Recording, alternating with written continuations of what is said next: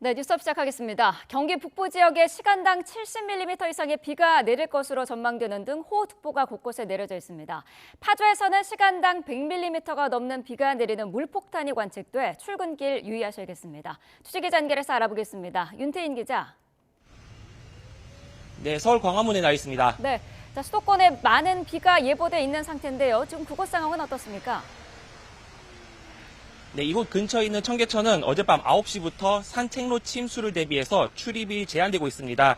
또 새벽부터는 잠시 비가 그쳤었는데요. 좀 전부터는 다시 비가 거세진 상황입니다. 매우 많은 비의 그 기준은 시간당 30mm 이상 내리는 비입니다. 서울과 경기, 인천 등 수도권 일대에는 오늘 오전까지 시간당 30에서 60mm의 비가 내릴 것으로 보입니다. 호우특보가 발령된 동두천, 연천, 포천 등 경기 북부 지역에는 시간당 70mm가 넘는 강한 비가 쏟아지는 곳도 있겠습니다.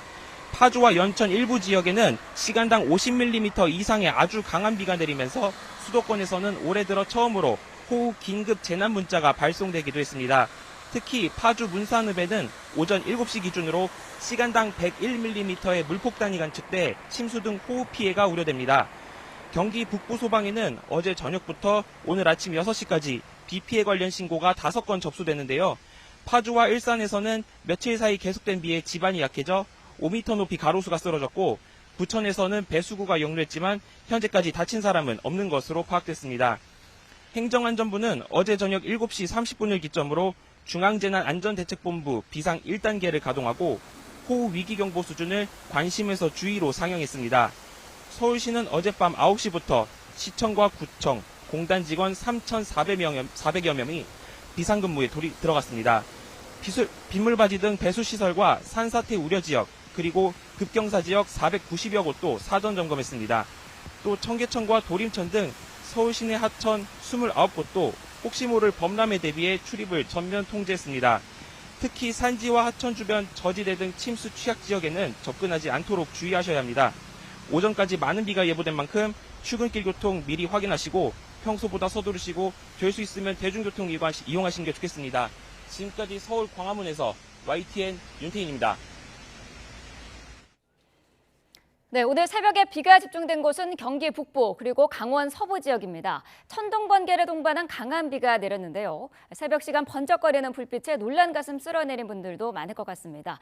한때는 시간당 60mm가 넘는 폭우가 내리기도 했는데 이 시각 어떤지 CCTV 화면 함께 보면서 살펴보겠습니다. 네, 경기도 파주 임진강 홍수통제소 부근의 CCTV입니다. 지금 CCTV 카메라 자체가 빗물 때문에 잘 보이지 않는 그런 상황인데요. 강 수위도 상당히 높아 보이고 유속도 빨라 보입니다. 도로 위에도 물이 차 있고요. 비가 계속 내리는 모습을 보이고 있습니다. 지금 차들도 제 속도를 내지 못하고 있는 모습인데요. 좀 서행 운전을 하면서 계속해서 안전 운전하셔야 될 것 같습니다. 다음 지역도 보도록 하죠. 경기도 파주 두지교차로입니다. 지금 비가 많이 내려서 도로가 미끄러워 보이는 그런 상태입니다.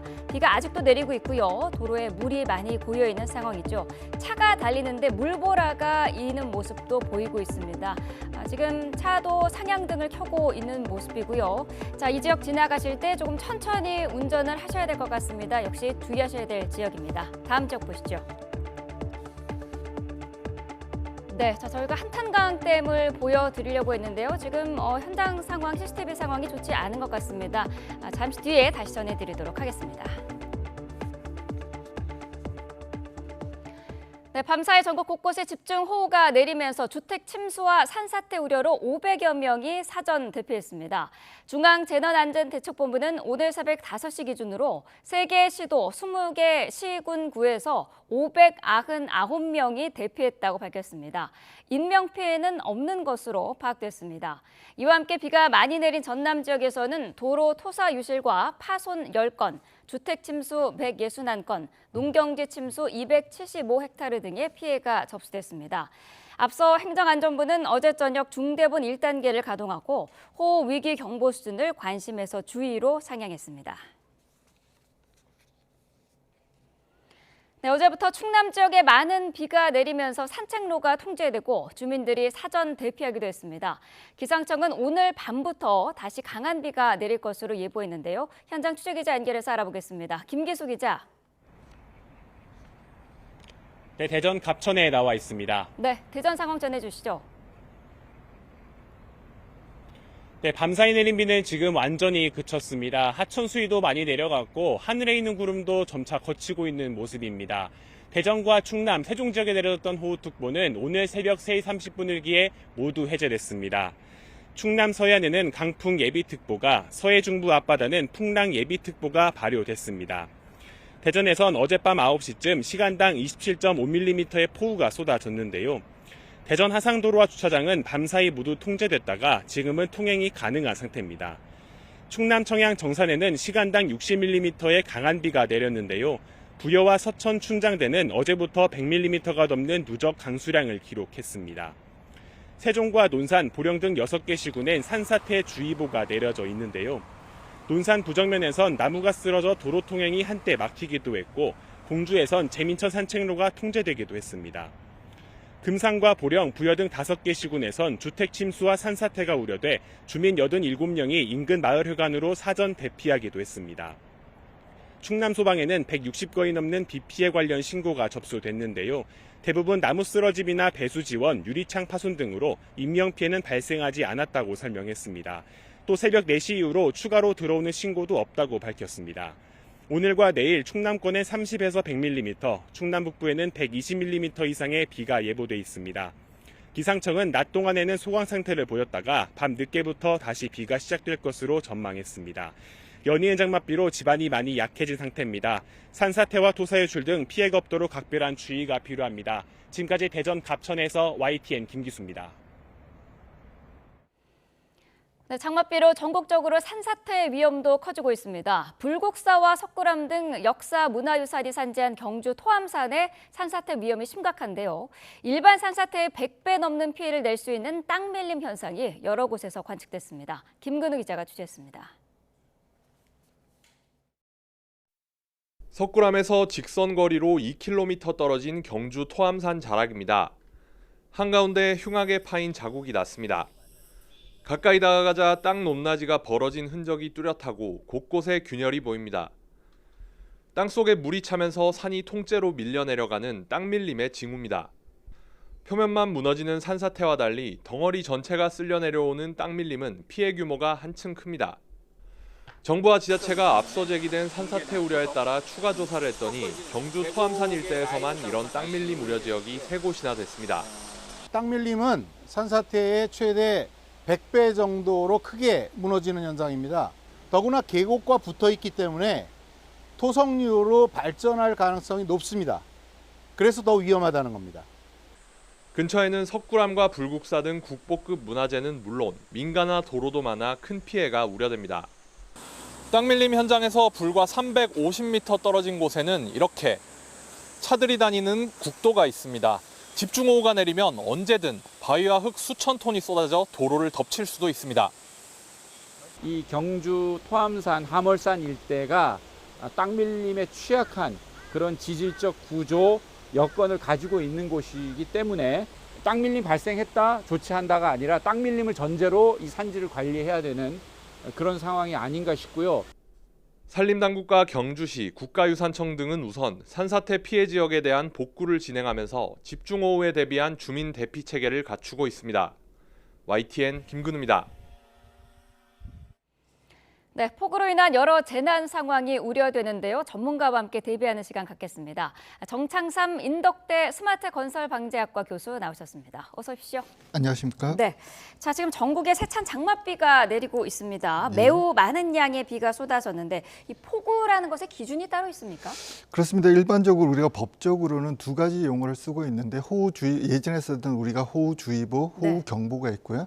작년부터 나온 단어로 이제 극한호우라는 이제 개념이 있습니다. 네. 한 시간에 우리가 50mm 이상 또는 3시간에 90mm 이상 강우가 예보될 때 우리가 극한호우라는 말을 쓰는데요. 네. 일반적으로 우리가 시간당 30mm가 넘으면 그냥 폭우라는 개념이 맞습니다.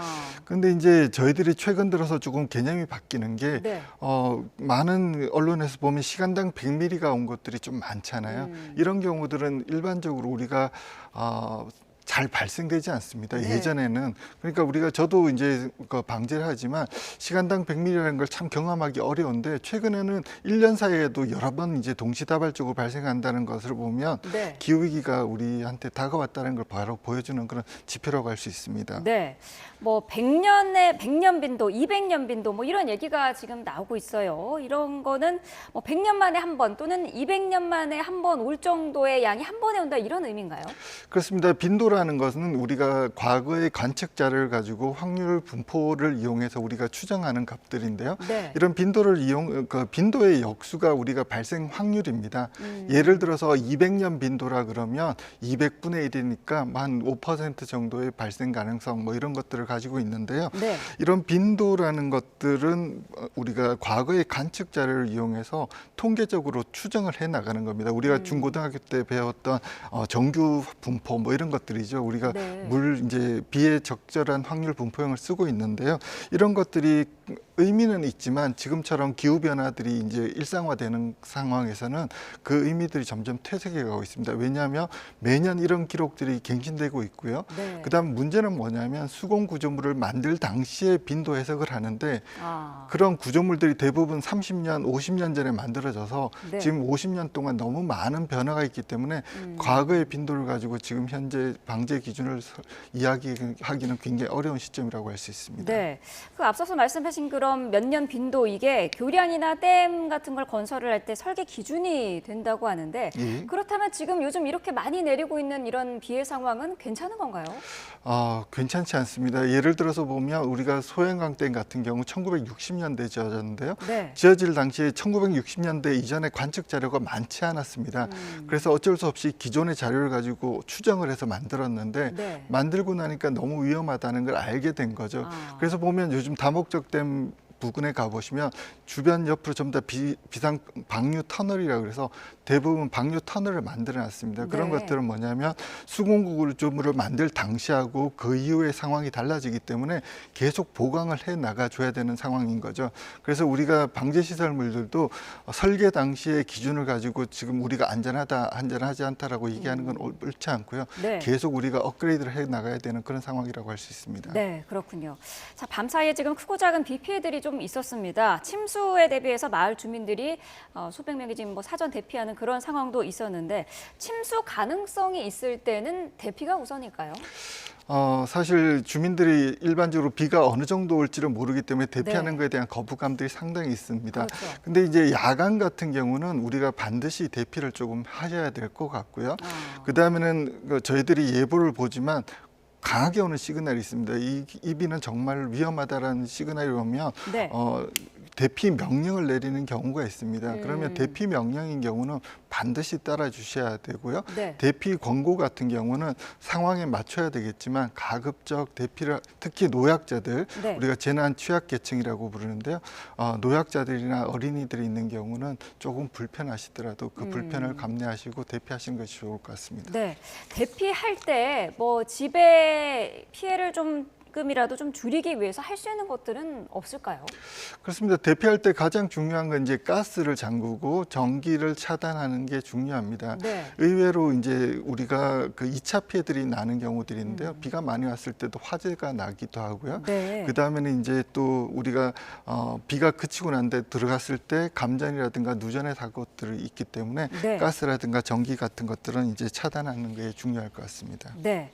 자, 세종에서는 도로가 침수돼서 우회하라는 뭐 재난 문자가 발송되기도 했습니다. 이렇게 비가 많이 오는 날에는 대중교통을 이용하는 게 아무래도 안전할까요? 그렇습니다. 우리가 비가 오는 날은 대중교통을 이용하라고 많은 권고를 하지만 네. 작년에 저희가 오송 지하 참사에서도 느꼈지만 버스에서 사고가 나는 경우들이 있습니다. 그래서 네. 그럼에도 불구하고 대중교통들이 굉장히 안전하다고는 할 수 있습니다. 그리고 도심 지역 같은 경우는 지하철 같은 시설을 이용하는 것이 우리가 옳다고 생각하고 있습니다. 네. 차를 꼭 운전해야 하는 분들도 있을 것 같은데 최근에는 이 뭐 내비게이션을 통해서 침수 위험 지역 이런 거를 미리 확인할 수가 있다고요? 저희들이 금년도 환경부에서 이제 침수가 예상되는 지역에 대해서 민간 업체들에게 이제 침수 정보를 줘서 그 정보를 표출하게 돼 있는데 네.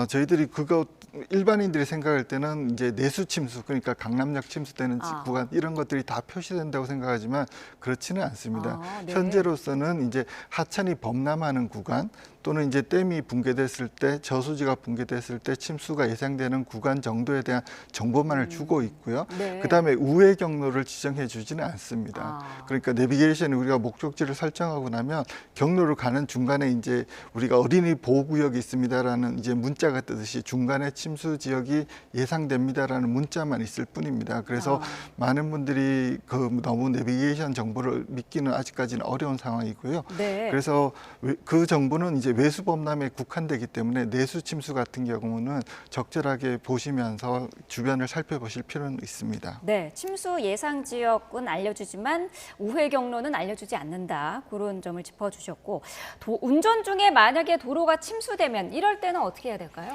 그렇습니다. 제일 먼저 이제 전방을 주시하다 보면 이제 침수가 되는 지역들이 보일 수가 있습니다. 네. 만일 이런 경우 위험하다고 판단되시면 제일 중요한 건 갓길에다가 차를 세우시고 차에서 나오시는 게 중요합니다. 왜냐하면 주차 이동 중에 보면 차들이 다 높낮이가 틀리기 때문에 네. 이제 SUV 같은 경우는 좀 차가 높고 승용차는 좀 낮은데 낮은 네. 차에 먼저 물이 들어오면 중간에 차가 서게 되면 그 이후에 교통이 완전히 통제되면서 이제 수위가 점점 올라오게 되면 좀 더 많은 피해를 받을 수 있기 때문에 네. 가능한 갓길 쪽에 차를 세우시고 이동하시는 게 좋을 것 같고요. 네. 그다음에 차량이 이동 중에 모든 차들이 서 있는 상황에서 갑자기 수위가 올라온다 그러면 당황하지 마시고 천천히 이제 양쪽에 이제 물이 차올 때 문이 만일 열리면 네. 문을 열고 이제 탈출하시는 게 좋고요. 네. 만일 수압 때문에 문이 열리지 않을 경우는 그 안쪽으로 물이 찰 때까지 좀 기다려서 압력의 차를 줄인 다음에 나오시거나 오히려 물이 안에 들어올 때까지 기다리는 게 낫군요. 그렇습니다. 네. 그것도 이제 좀 더 급격하게 수위가 올라오는 경우들이 있습니다. 강남역에 작년에 그랬는데요. 네. 그런 경우는 이제 유리창을 열고 나오시거나 유리창이 작동 안 될 때는 유리창을 파손하더라도 탈출하시는 것이 중요할 것 같습니다. 네. 특히 저지대 지하 차도가 위험성이 상당히 높은데 이렇게 호우가 발생했을 경우에 현장 통제가 가능한 자동 차단 장치 이거 설치는 논의는 계속 되고 있습니다만은 설치가 많이 되지는 않은 상태라고요. 그렇습니다. 언론에서 이제 많은 부분들을 지적해 주셔서 많은 지하차도 구간에 설치되고 있는 건 사실입니다. 네. 그런데 이제 그럼에도 불구하고 얼마 전 발표된 감사원 보고서에 보면 외수 범람, 그러니까 하천물이 범람돼서 침수가 예상되는 지역에서 상당 부분이 아직까지 설치되어 있지 않다라는 그런 보고서가 나온 적이 있습니다. 네. 그래서 저희들이 사실은 이제 내수에 의한 사건 같은 경우는 2020년 초량 이제 부산역대에 있는 초량 지하차도에서 이제 사망 사고가 났던 경우는 내수 침수입니다. 그런 네. 경우는 서서히 물이 올라오기 때문에 그래도 좀 대피할 시간들이 있는데 외수 범람이 제일 위험합니다. 오송 지하차도 같은 경우인데요. 그래서 외수 범람에 의해서 침수가 예상되는 지역에 대해서는 우선적으로 차단 시설을 설치할 필요가 있습니다. 네. 도심 내 침수를 예방하기 위해서 좀 빗물바지 이거를 정비하는 것도 상당히 중요한데 이 빗물바지가 전체가 막히는 게 아니라 3분의 2만 막혀도 침수 위험이 커진다고요. 그렇습니다. 우리가 쉽게 생각하면 우리가 아침에 샤워 같은 걸 할 때 보면 우리가 머리카락이라든가 이물질이 조금만 있어도 이제 물이 안 빠지고 서서히 올라오는 걸 보실 수가 있습니다. 그런 네. 거하고 똑같은 현상입니다. 그래서 우리가 조금만 막히더라도 우리가 이제 물이 빠져나가는 구간에 우리가 와류라고 그러죠. 네. 그 물이 서로 충돌하면서 생기면서 물이 잘 빠져나가지 않는 현상이 발생되기 때문에 특히 우기에는 이제 장마철과 같은 시기에는 빗물 바지를 깨끗이 청소해 주는 게 중요하고요. 네. 무엇보다도 이제 그 시기가 6월 달이 되면 하수구에서 냄새가 많이 올라오기 때문에 장판을 많이 덮어 두시는데요. 이런 것들은 반드시 제거해 주셔야 됩니다. 네, 지금 뭐 서울 등 중부 지역의 산사태 위기 경보가 경계 단계로 지금 상향이 된 상태고 이렇게 폭우가 계속되면은 고속도로나 국도 지날 때요 낙석이나 뭐 토사, 산사태 가능성 이것도 염두에 둬야 되지 않겠습니까? 그렇습니다. 운전자가 운전 중에 산사태를 이제 파악하기는 상당히 어렵습니다. 그래서 네. 첫 번째로 제일 우리가 관리 주체, 도로를 관리한 주체 쪽에서 좀 더 관리를 해주시고 모니터링이 필요하고요. 네. 만일 운전자가 비가 많이 오거나 이런 경우 운전할 때 보면 전조 증상들이 있습니다. 조그만 돌들이 내려오거나 아니면은 이제 계곡과 같이 이제 급류들이 이렇게 도로에서 내려오는 경우들이 있습니다. 네. 그런 경우는 이제 운전자께서 상황을 판단하셔서 차량을 이제 운행을 중단하시거나 상황을 좀 보셔야 됩니다. 처음에 작은 돌들이 내려오다가 순간적으로 큰 돌들이 이제 토사들이 내려와서 사고들이 나거든요. 네. 그렇기 때문에 도로 항상 전방을 굉장히 주시해 주실 필요가 있습니다. 장마철의 산사태는 토성류에 가깝다고 하는데 이 토성류가 구체적으로 어떤 건가요? 우리가 영어로는 데브리스 프로라고 그러는데요. 쉽게 얘기하면은 흙과 그러니까 고체와 액체의 성격을 동시에 지니는 그러니까 산사태입니다. 그러니까 많은 흙들이 물과 섞여서 우리가 아주 뭐 녹은 초콜릿 같이 이렇게 진흙 같은 형태로 네. 내려오는데요. 앞부분은 이제 시속 한 3-40km의 속도로 내려오는데 앞부분은 고체의 성격을 지니기 때문에 네. 앞에 보이는 모든 구조물들을 파괴해 나갑니다. 그렇기 때문에 일반적인 산사태도 굉장히 많은 피해를 주지만 이런 토성류가 주는 피해는 훨씬 더 많이 있고요. 예전 같은 경우는 우리가 토성류를 이제 관찰하기가 쉽지가 않았습니다. 네. 일반적으로 히말라야라든가 알프스 특정 지역에서 많이 발생했는데요. 최근엔 우리나라에서도 이런 토성류가 많이 발생하고 있습니다. 그래서 네. 강우 강도가 세지기 때문에 우리가 이런 부분도 좀 더 주의를 해야 될 것 같습니다. 네. 내가 사는 지역 또는 내가 곧 다녀갈 곳, 여기가 산사태 위험 정도가 어느 수준인지를 미리 확인할 수 있다고요? 그렇습니다. 산림청 홈페이지에 가보면 산사태 정보 시스템이 있는데요.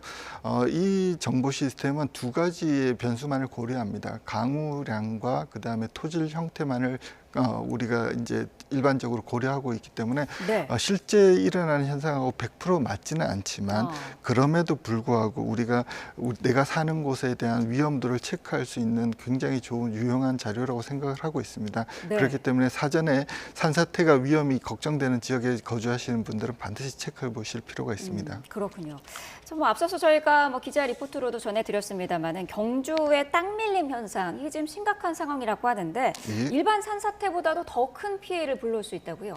그렇습니다. 우리가 땅 밀림이란 용어는 좀 생소하실 건데요. 네. 쉽게 생각을 해보면 우리가 장판 같은 개념을 생각해 보면 됩니다. 장판이 이제 지하수가 물이 들어오게 되면 이제 뜨게 되는 현상하고 비슷한데요. 네. 일반적으로 토립자들이 접착력을 가지고 있다가 지하수 같은 것들이 들어오면서 접착력이 약해지면서 전체 판의 형태로 밀림이 현상, 낮은 곳으로 밀려 나가는 현상을 말하고 있습니다. 네. 이런 경우는 이제 특정 토질 형태를 가진 토암산과 같이 응해암이라든가 이런 특정 토질 형태를 가진 지역에서만 발생되긴 하지만 한번 발생됐을 경우 굉장히 많은 피해를 줄 수 있습니다. 왜냐하면 땅 밀림이 일어나면서 동시에 산사태가 동시에 일부 구간에서는 일어날 수 있고 네. 그때는 왜냐하면 불안정한 토사가 이 구역이 훨씬 넓기 때문에 훨씬 더 많은 토사들이 나올 수 있기 때문에 우리가 주의를 해야 되고요. 네. 특히 땅 밀림이 발생될 수 있는 토질 구조 그다음에 또 관측되는 지역에 대해서는 좀 더 모니터링과 대피를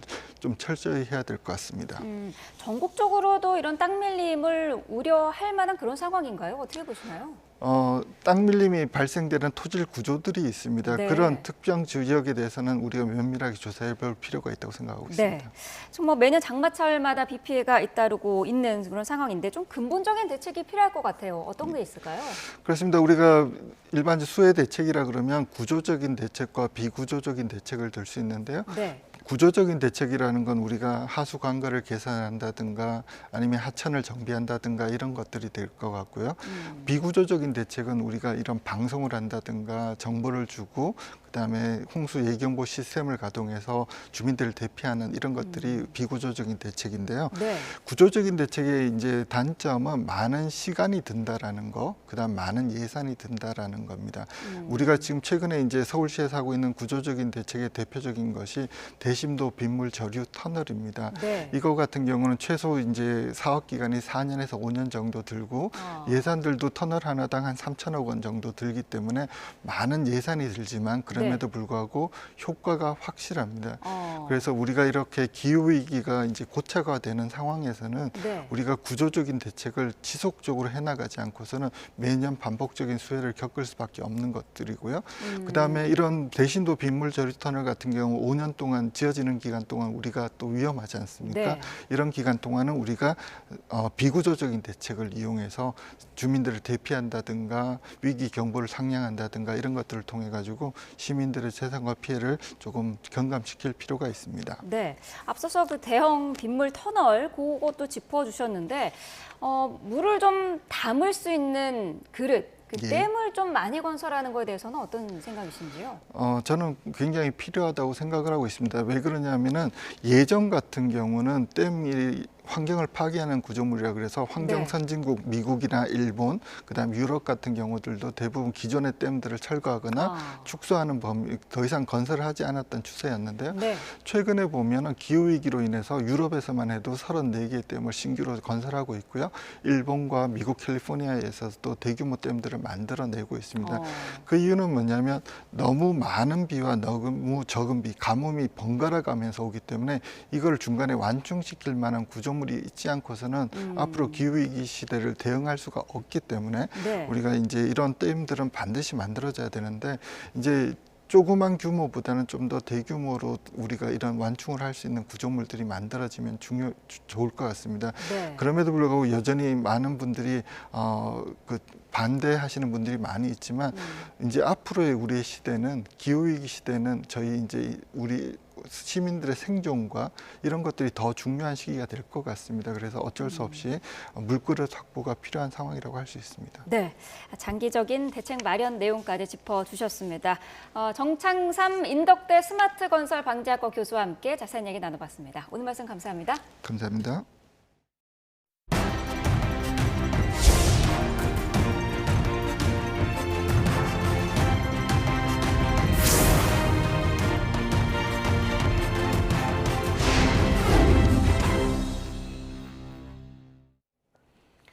네, 지난 주말 피격 이후 트럼프 전 미국 대통령이 무소속 대선 후보를 포섭하기 위해서 통화하는 영상이 공개됐습니다. 미국 정부 당국이 이란의 트럼프 암살 첩보를 몇 주 전에 입수하고도 총격 사건을 막지 못했다는 보도도 나왔습니다. 워싱턴에서 권정기 특파원입니다. 무소속 대선 후보로 10% 안팎의 지지율을 얻고 있는 로버트 케네디 주니어가 트럼프와 스피커폰으로 통화한 시점은 피격 사건 뒤였습니다.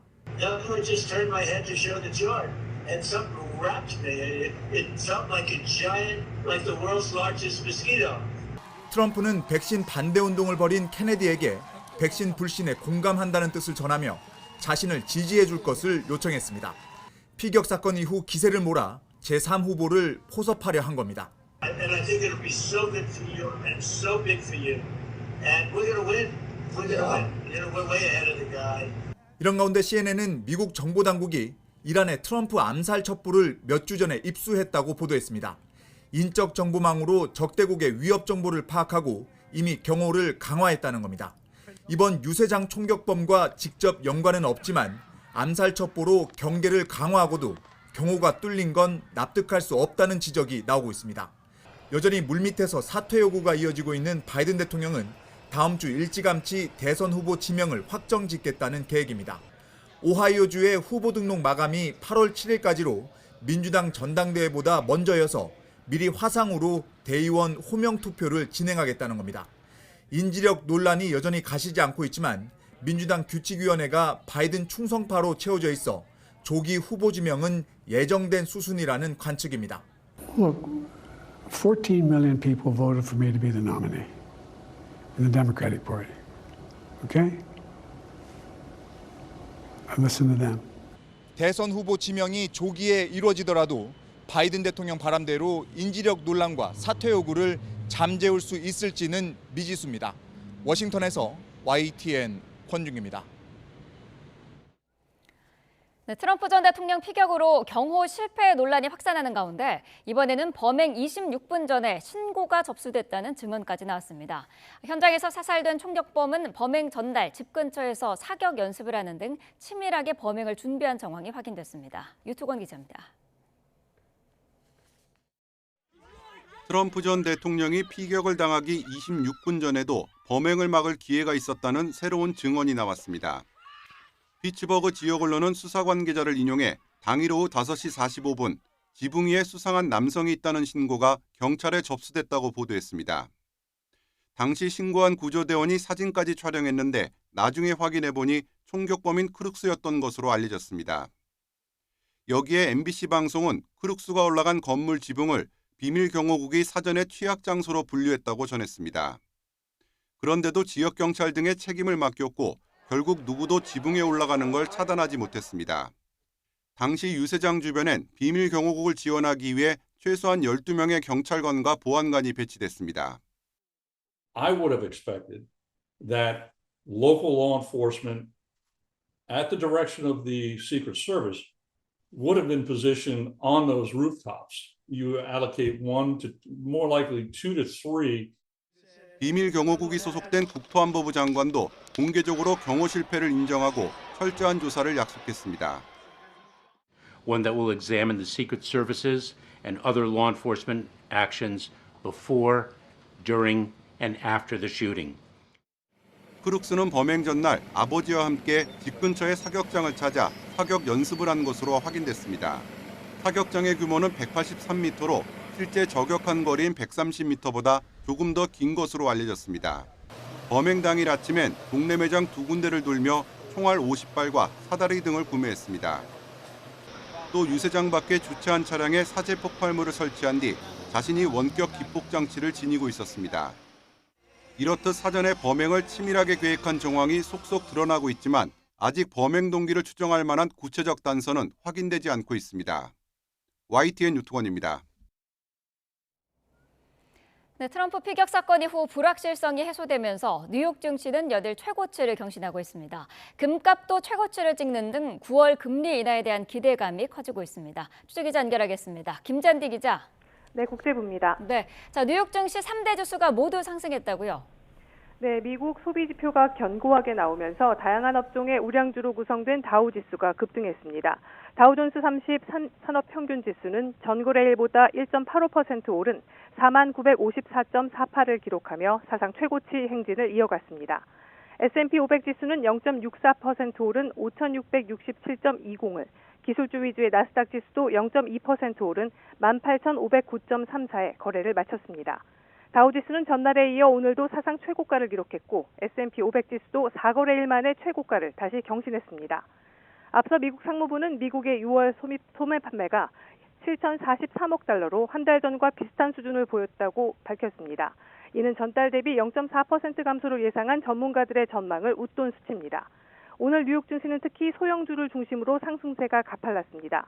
투자 대상이 뉴욕 증시 상승을 주도해온 엔비디아, 마이크로소프트 등 대형 기술주에서 다른 주식들로 확대되고 있는 겁니다. 9월 금리 인하 기대감이 투자 심리를 견인하고 있는 것으로 전문가들은 분석했습니다. 금리가 낮아지면 여러 기업의 실적이 개선될 수 있기 때문입니다. 위험 자산인 금값은 사상 최고를 기록했고 국채 금리는 일제히 하락했습니다. 뉴욕 상업거래소에서 금 선물 가격은 온스당 2,467달러 80센트로 전장보다 1.6% 상승해 지난 5월 20일 이후 2개월 만에 전고점을 경신했습니다. 시장에서는 9월 금리 인하 가능성을 기정사실화하고 있는 모습입니다. 금리 선물 시장에선 9월까지 금리가 동결될 거라는 전망은 아예 사라졌고 12월까지 2차례 이상 인하될 거라는 전망이 97%에 가깝습니다. 이 밖에 국제유가는 주요 원유 수입국인 중국에서 수요가 감소할 것이라는 관측에 1% 넘게 하락하며 사흘 연속 하락세를 이어갔습니다. 지금까지 국제부에서 전해드렸습니다. 네, 트럼프 전 대통령이 미국 중앙은행인 연방준비제도가 오는 11월 대선 전에 기준금리를 낮춰서는 안 된다는 입장을 나타냈습니다. 트럼프 전 대통령은 현재 시간 16일 블룸버그 비즈니스 위크 인터뷰에서 대선 전 금리 인하 가능성에 대해 어쩌면 연준이 선거 전에 11월 5일 전에 할 수 있겠다면서 그들도 해서는 안 되는 일이라는 것을 알지만이라고 덧붙였습니다. 또 제롬 파월 연준 의장이 오는 2028년까지인 임기를 마치도록 두겠다고 말했습니다. 이와 함께 제이미 다이먼 JP 모건 체이스 최고 경영자를 존경한다면서 그를 재무부 장관으로 고려할 거라고 언급했습니다. 태국 수도 방콕에 있는 최고급 호텔에서 외국인 6명이 숨진 채 발견됐다고 현지 매체들이 보도했습니다. 현재 시간 16일 저녁 7시 반쯤 방콕에 있는 호텔 6층 방 안에서 시신이 발견됐다는 직원의 신고가 접수됐습니다. 사망자 6명 가운데 5명은 객실 내부에서 1명은 외부에서 숨진 채 발견됐습니다. 사망자들 가운데 4명은 베트남 국적자로 파악됐으며 2명은 미국 시민권자로 알려졌습니다. 경찰 조사 결과 이들은 독살된 것으로 추정되고 있고 방 안에서는 커피와 차를 마시는 적이 남아 있었다고 현지 언론은 보도했습니다. 윤석열 대통령 탄핵 청원 청문회를 예고한 야당이 김건희 여사를 둘러싼 각종 의혹을 수사하는 이원석 검찰총장 등을 증인으로 추가 채택했습니다. 이진숙 방송통신위원장 후보자 청문회를 앞두곤 증인과 참고인 70여 명이 야당 단독으로 채택됐는데 여당은 국정 마비 시도라며 반발했습니다. 나혜인 기자입니다. 국회 법제사법위원회 소속 야당 의원들이 오는 19일부터 열기로 한 대통령 탄핵 청원 청문회에 이원석 검찰총장을 증인으로 부르기로 했습니다.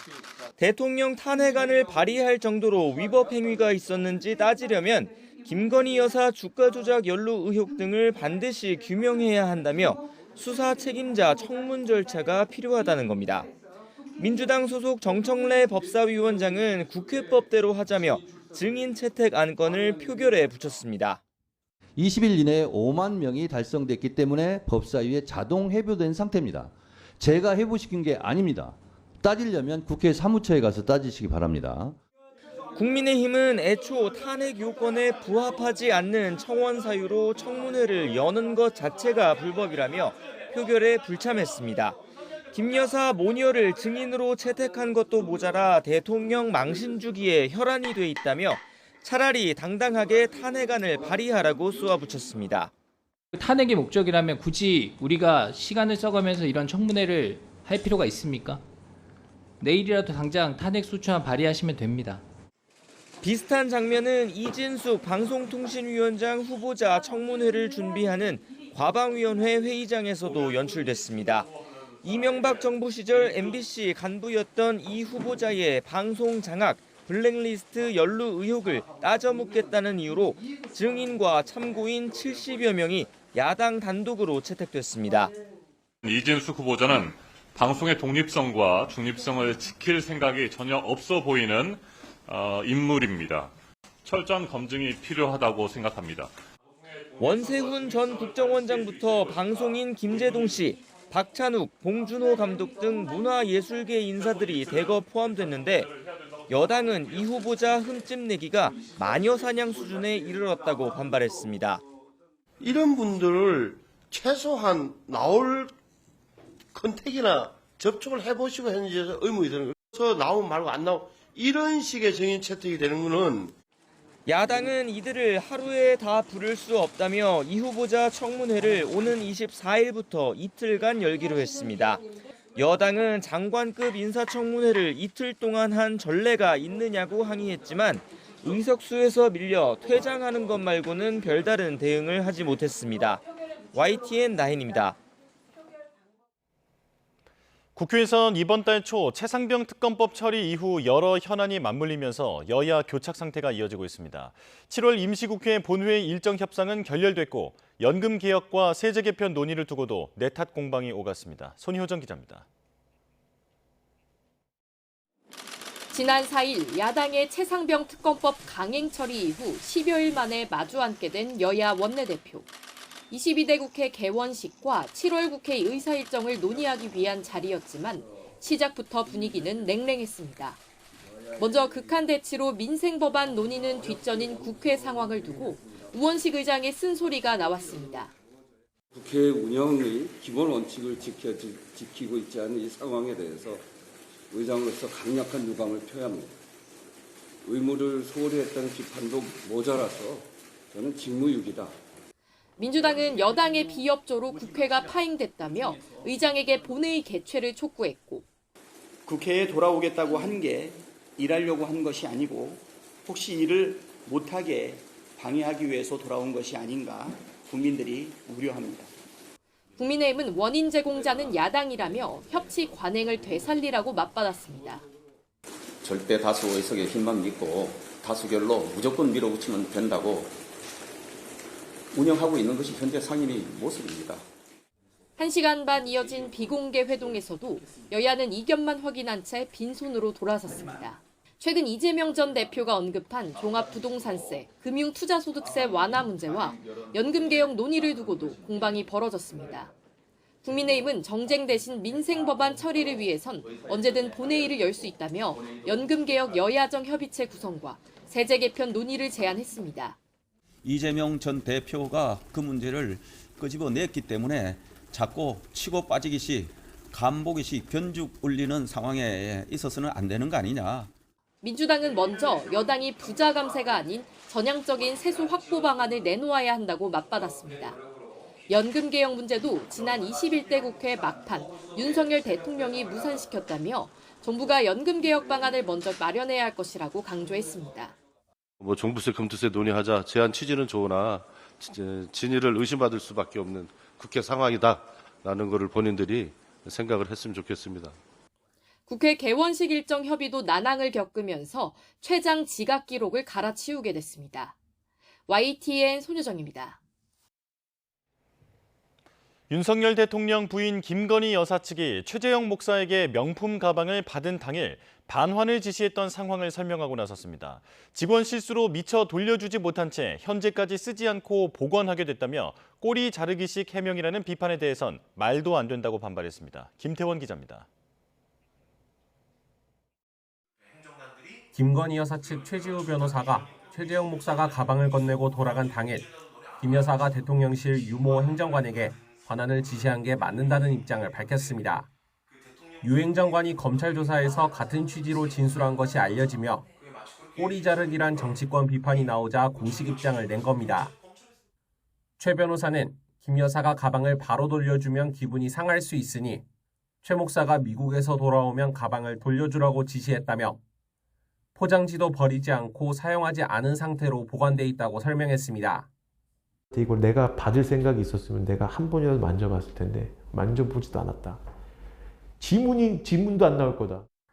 그러면서 처벌 규정도 없는 사건인 만큼 책임을 뒤집어 씌울 수가 없다며 꼬리 자르기라는 지적은 말도 안 된다고 반발했습니다. 유 행정관은 최근 참고인 조사에서 김 여사로부터 반환 지시를 받았지만 깜빡하고 이행하지 못했다고 진술한 것으로 전해졌습니다. 지난해 11월 가방 수수 영상 공개가 예고되고 언론 요청을 받아 소재를 파악해보니 가방이 한남동 대통령 관저창고에서 발견됐고 이후 대통령실 판단을 거쳐 현재는 용산 대통령실로 이관해 보관하고 있다고 진술한 것으로 알려졌습니다. 김 여사 측이 적극적으로 해명에 나섰지만 코바나 컨텐츠 사무실에 내버려뒀다는 가방이 관저에서 발견된 점이나 유 행정관이 큰 실수를 하고도 지금까지 김 여사를 보좌하고 있다는 점 등 의문은 여전하다는 지적도 나옵니다. 검찰은 김 여사 측에 공문을 보내 명품 가방 실물을 제출받아 최 목사가 선물한 가방이 맞는지 등을 검증할 방침입니다. YTN 김태원입니다.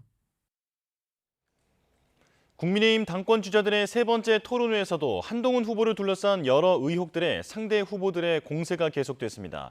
특히 쟁점으로 떠오른 댓글팀 의혹에 한 후보는 일절 관여한 적 없다고 부인했지만 다른 후보들은 떳떳하면 특검을 받으라고 압박했습니다. 박정현 기자입니다. 세 번째 방송 토론회에서도 한동훈 후보를 겨냥한 집중포화가 쏟아졌습니다. 무엇보다 법무부 장관 시절 이른바 댓글팀을 운영했다는 의혹이 도마 위에 올랐는데 특검을 받아들일 의사가 있느냐는 질문도 나왔습니다. 특검을 오히려 떳떳하면 한번 받아서 되치게 하는 것은 어떨까요? 국민적인 의혹이 계속 증폭시킬 것이고 그리고 소위 말해서 당론하고 대통령의 뜻이 다르다면 오히려 그걸 되치기를 통해서 특검법을 한번 수용하는 건 어떨까 이런 생각. 한 후보는 관여한 게 전혀 없다며 일축하고 오히려 다른 후보들이 민주당 논리에 올라탔다며 불쾌한 속내를 내비쳤습니다. 100번 하든 1000번 하든 저는 전혀 관계가 없습니다. 그리고 말씀하신 것처럼 아니 하다가 민주당의 양문석의 논리에 같이 편을 먹고 같은 당의 당대표를 공격한다? 당권 레이스 초반 한 후보가 제안한 제3자 추천 최상병 특검법을 두고도 공방이 재점화됐습니다. 숨길 게 없으니 특검을 받아야 한다는 한 후보 주장대로면 본인 특검법도 수용해야 하는 것 아니냐는 겁니다. 막상 본인이 관련된 한동훈 특검은 안 된다. 그리고 그게 수사가 끝나서 혐의가 없다. 바로 이런 모습 때문에 이게 항아리에서 곶감을 빼먹는 모습이 아닌가. 대한민국 건국일이 언제냐는 돌발 질문에 신경전도 벌어졌습니다. 대한민국 건국일은 언제입니까? 이렇게 하시네요. 예. 나경원 후보는 한동훈, 원희룡 이들 준비되지 않은 후보들 탓에 연설회장 물리적 충돌이란 낯선 모습들이 나온다고 한탄했습니다. 특히 결선 투표 연대론이 흘러나온 원희룡 후보를 향해선 정확한 증거 없이 의혹을 띄워 논란만 키웠다며 견제구를 날렸습니다. 이에 원 후보는 검증 차원에서 의혹을 제기한 것이라면서도 격하게 진행되는 부분은 짚어볼 게 있다고 생각한다고 답했습니다.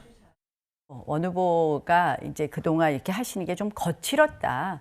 그러면 지금이라도 좀 더 소상히 설명할 게 있다면 소상히 설명해야지 그런 식의 의혹 제기는 조금 전당대회에 바람직하지 않았다는 부분을 분명히 지적합니다. 지나치게 격하게 진행된 부분들은 사실은 짚어볼 부분이 있다고 생각합니다. 이번 토론회에선 전당대회 과열 양상을 우려하는 당내 목소리를 의식한 듯 다소 차분한 분위기 속에 정책 관련 질의응답도 비교적 많이 나왔습니다. 전당대회가 일주일도 채 남지 않은 가운데 후보들은 오늘 마지막 합동연설회에서 막판 당신 잡기에 나섭니다. YTN 박정현입니다. 국민의힘은 전당대회 충청권 합동연설회에서 폭력 사태를 일으킨 유튜버 3명을 경찰에 수사 요청했습니다. 전당대회 선거관리위원회는 언론 공지를 통해 지난 15일 합동연설회장에서 발생한 폭력 사건과 관련해 충남 천안 서북경찰서에 엄정 수사를 촉구하는 공문을 발송했다고 밝혔습니다. 이들은 한동훈 후보 연설 도중 욕설을 하고 몸싸움을 벌였는데 당시 원희룡 후보 지지자가 배신자라고 외쳤고 한 후보 지지자들이 이에 맞서면서 의자를 던지려다 제지당했습니다. 이들 가운데 일부는 당원이 아닌 참관인 자격으로 합동연설회장에 들어온 것으로 알려졌습니다. 경북 봉화에서 경로당 회원들이 초복을 맞아 식사한 뒤 4명이 의식을 잃고 쓰러졌습니다. 식중독인 줄 알았는데요. 피해자 몸에서 농약 성분이 검출돼 경찰이 수사에 나섰습니다. 이윤재 기자가 보도합니다. 경북 봉화에 있는 노인복지센터로 구급대원이 들어갑니다. 이내 들것에 환자를 태우고 다급하게 건물을 빠져나갑니다. 식당에서 함께 점심을 먹은 경로당 회원 3명이 의식을 잃고 쓰러진 겁니다. 경로당 회원 40여 명이 초복을 맞아 오리고기를 먹었고 1시간쯤 지난 뒤 노인복지센터에서 이상 증상을 보였습니다. 저쪽 봐서 뭐 야단이래요. 그래가지고 나가보이 물이 막 방에 막 멀건 걸 막 다 뱉어놓고 비계가 다 젖고 근데 이 차를 만지게 얼음 차이더라. 식사 후였던 만큼 식중독 증상으로 추정됐습니다. 하지만 같은 식탁에 앉은 다른 사람은 아무런 증상이 없어 경찰은 범죄 가능성을 열어두고 수사했습니다. 특히 피해자 가운데 2명이 경로당 회장과 부회장이라는 점도 의심스러웠습니다. 국립과학수사연구원이 피해자의 위세척액을 분석해보니 농약 성분이 검출됐습니다. 위세척물에서 일부 농약이 검출이 됐어요. 병원에서 국가서변해가지고 나온 결과고 수사를 조금씩 이제 확대해가지고 여러 분야별로 이제 수사를 해야죠. 60에서 70대 여성인 피해자들은 현재 의식이 없는 위중한 상태입니다. 경찰은 누군가 고의로 음식에 농약을 넣은 것으로 보고 경로당 회원들을 상대로 조사를 진행할 방침입니다. YTN 이윤재입니다. 유튜버 쯔양을 공갈한 혐의를 받는 유튜버 구제혁이 또 다른 협박 사건으로 1심에서 유죄를 선고받은 것으로 확인됐습니다. 이렇게 재판이 진행 중인 사건이 8건, 검찰이 수사하는 사건도 7건에 달하는 것으로 확인됐습니다. 유서연 기자가 보도합니다. 치유할 수 없는 유튜버 쯔양의 과거 이력을 폭로하겠다고 협박한 혐의를 받는 유튜버 구제혁이 또 다른 협박 사건과 관련해 법원에서 벌금형을 선고받은 것으로 확인됐습니다. 수원지방법원은 지난 5월 협박 혐의로 재판에 넘겨진 구제혁에게 벌금 200만 원을 선고했습니다. 구제혁은 지난 2022년 한 여성이 택배 기사를 상대로 갑질을 했다는 온라인상의 글을 보고 이 여성과 가족에게 문자를 보내 협박한 혐의로 재판에 넘겨졌습니다. 구제역은 1심 판결에 불복해 항소한 상태입니다. 이런 가운데 수원지방검찰청은 지난달 구제역의 정보통신망법상 명예훼손 등의 혐의와 관련한 재판에서 징역 3년을 구형했습니다. 그런데 여기에 또 다른 명예훼손 사건이 추가로 병합되면서 변론이 재개된 상태입니다. 이렇게 수원지법에서 재판이 진행 중인 사건만 8건, 검찰이 수사 중인 사건도 7건 있는 것으로 파악돼 구제역 관련 재판은 앞으로 더 늘어날 것으로 보입니다. 검찰이 수사하는 사건에는 과거사를 빌미로 찌양을 협박해 5,500만 원을 뜯어내는 혐의로 고소당한 사건도 포함됐습니다.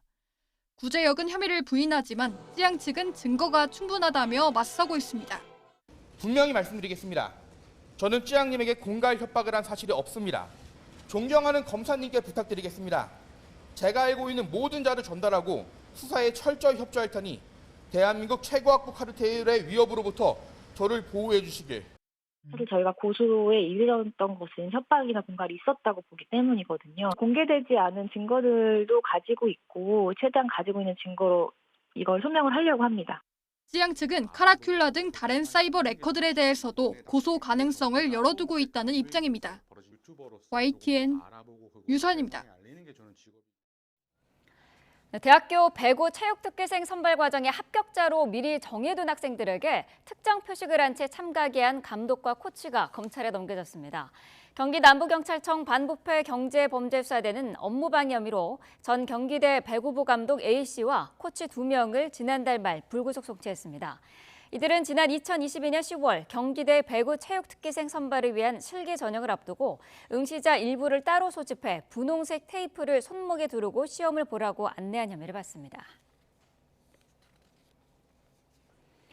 60m가 넘는 아파트 난간에 매달려 있던 10대 청소년이 가까스로 구조됐습니다. 뛰어내리겠다며 울먹였는데 3시간 가까운 경찰의 설득 끝에 가족의 품으로 돌아가게 됐습니다. 권준수 기자입니다. 서울 강남의 한 아파트 24층 난간. 지상에서 60m가 훌쩍 넘는 아찔한 높이인데 남녀 사복 경찰 2명이 난간 기둥을 잡고 있습니다. 희미하게 보이는 왼편 좁은 공간에는 흰색 티셔츠를 입은 왜소한 10대 소년이 앉아 있습니다. 까마득한 아래에는 만일의 사태에 대비해 에어매트가 설치됐습니다. 소년은 당장이라도 뛰어내리겠다며 울먹이는 상황. 누구보다 마음이 바쁜 경찰들이지만 행동은 더없이 침착했습니다. 먼저 형과 누나라는 호칭을 사용하며 대화에 물꼬를 텄습니다. 물이나 사이다를 주면서 안심시키기도 했습니다. 이런저런 대화가 오가면서 소년은 점점 마음의 문을 열었고 그럴 때마다 형과 누나가 된 경찰들은 고맙다는 말로 화답했습니다. 그렇게 신뢰를 쌓은 지 3시간. 소년은 경찰들의 손을 맞잡았고 결국 가족의 품으로 돌아왔습니다. 완벽하게 임무를 완수한 이들은 서울서초경찰서 소속 위기협상 전문 요원들. 지난 3개월 동안 관련 교육을 받아오다가 처음으로 현장에 투입된 것으로 전해졌습니다. YTN 권준수입니다. 네, 지금 시각 8시 43분 지나고 있습니다. 오늘도 많은 비가 예보되어 있는데요. 날씨 스튜디오 연결해서 알아보겠습니다. 윤수빈 캐스터. 네, 수요일 아침 날씨엔 키워드입니다. 오늘의 키워드, 극한호우와 긴급호우 재난 문자부터 주목해 보겠습니다. 경기 북부지방에 호우경보가 내려진 가운데 극한호우가 쏟아지고 있습니다. 특히 파주에 이어 의정부에도 시간당 100mm가 넘는 물폭탄이 쏟아지고 있고요. 그 밖에 경기 북부 지역에도 시간당 70mm 이상의 폭우가 집중되고 있습니다.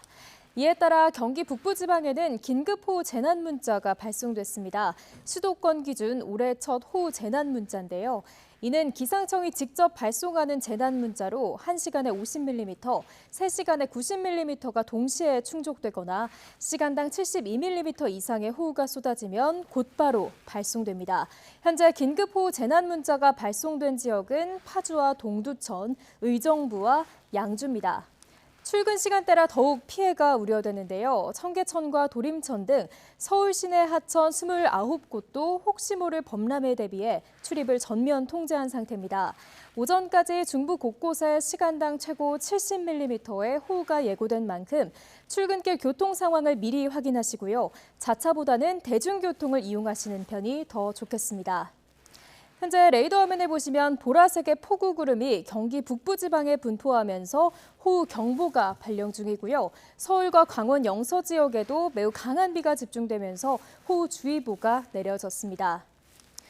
이미 매우 많은 비가 내렸지만 내일까지 경기 북부에 최고 200mm 이상, 그 밖에 중부지방에도 최고 120mm 이상의 큰 비가 더 내리겠습니다. 오전까지 이렇게 강한 비가 집중되다 낮 동안에는 비가 잠시 소강 상태를 보이는 곳이 많겠는데요. 하지만 취약 시간대인 오늘 밤 사이 또다시 국지성 호우가 집중될 것으로 보여 각별한 주의가 필요합니다. 폭우가 쏟아지면서 산사태에도 비상이 걸렸습니다. 중부와 전남, 영남에 산사태 위기경보 경계 단계가 발령 중이고요.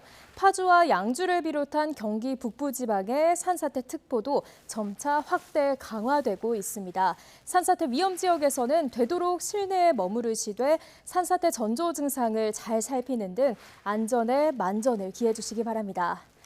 당분간 정체전선은 곳곳에 비를 뿌리며 주로 중부지방에 영향을 주겠고요. 그 사이 남부와 제주도에서는 찜통더위가 기승을 부릴 전망입니다. 지금까지 날씨 앤 키워드의 윤수민이었습니다.